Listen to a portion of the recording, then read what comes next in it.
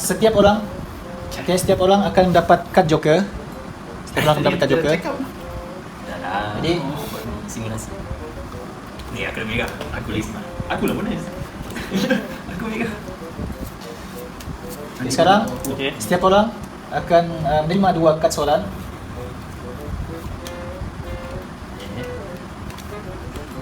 Shuffle. Jadi sekarang apa yang saya mau minta daripada kamu adalah letakkan kad-kad kamu ni di kawasan kuning ni. Satu. Jadi pilih antara kad-kad ni, pilih kawan kamu punya.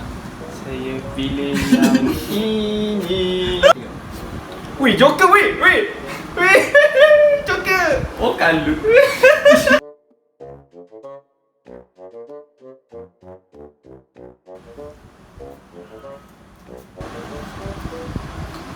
Adakah daya tarikan boleh menghasilkan gerakan linear?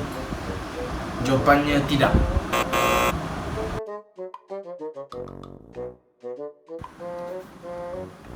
Menyanyi selama 15 saat. Allah. Kami guru Malaysia berikrar dan berjanji mendidik mimpi putra putri negara kita.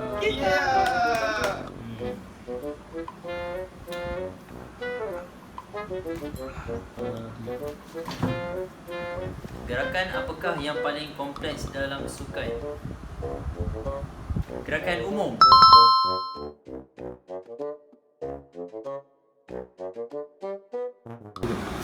Okay, sekarang adalah fasa untuk pilih nombor senjata kamu. Tadi lagi. Mata. Tak masalah kau buka mata tak ni. Sekarang pilih.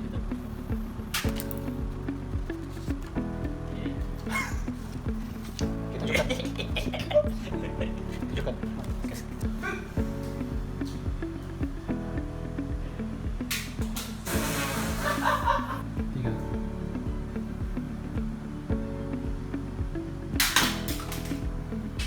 Boleh tu.